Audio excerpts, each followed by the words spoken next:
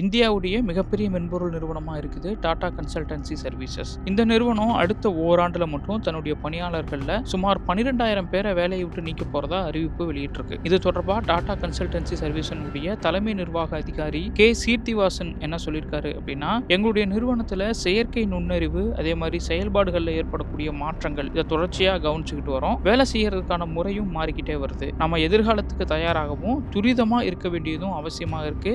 AI தொழில்நுட்பத்தை மிகப்பெரிய அளவு பயன்படுத்தி வர்றதுனால சில பணிகள்ல மாற்று பணி நியமனங்கள் பயனுள்ளதா இல்லை அப்படின்னு குறிப்பிட்டிருக்காரு. இதனால உலகளாவிய அளவுல டிசிஎஸ் பணியாளர்கள்ல சுமார் 2% பேர் பாதிக்கப்பட இருக்கிறாங்க அப்படின்னு சொல்லியிருக்கிறாரு. குறிப்பா அடுத்த ஓராண்டுல 12,000 பேரை பணி நீக்கம் செய்ய இருக்கிறதாகவும் அவர் அறிவிச்சிருக்கிறாரு. முக்கியமா நடுத்தர அதே மாதிரி மூத்த நிலைகள்ல இருக்கக்கூடியவங்க இதுல அடங்குவாங்க. இது ஒரு சாதாரண முடிவல்ல, இருந்தாலும் தலைமை நிர்வாகியா நான் எடுக்கக்கூடிய கடினமான முடிவுல இது ஒண்ணு அப்படின்னு அவர் குறிப்பிட்டிருக்காரு. டிசிஎஸ் நிறுவனத்துல 2025 ஜூன் மாத முடிவடைவுல பார்த்தோம் அப்படின்னா அதனுடைய மொத்த பணியாளர்களின் எண்ணிக்கை அப்படின்னா 6,13,000. இதன் அடிப்படையில 2% குறைப்பு அப்படின்னா சுமார் 12,200 பேர் வரைக்கும் பணி நீக்கம் செய்யப்பட்டிருக்கிறாங்க. டிசிஎஸ் நிறுவனத்தினுடைய இந்த பணி நீக்க அறிவிப்பு ஐடி ஊழியர்கள் மத்தியில பெரும் அதிர்ச்சியை ஏற்படுத்தியிருக்கு.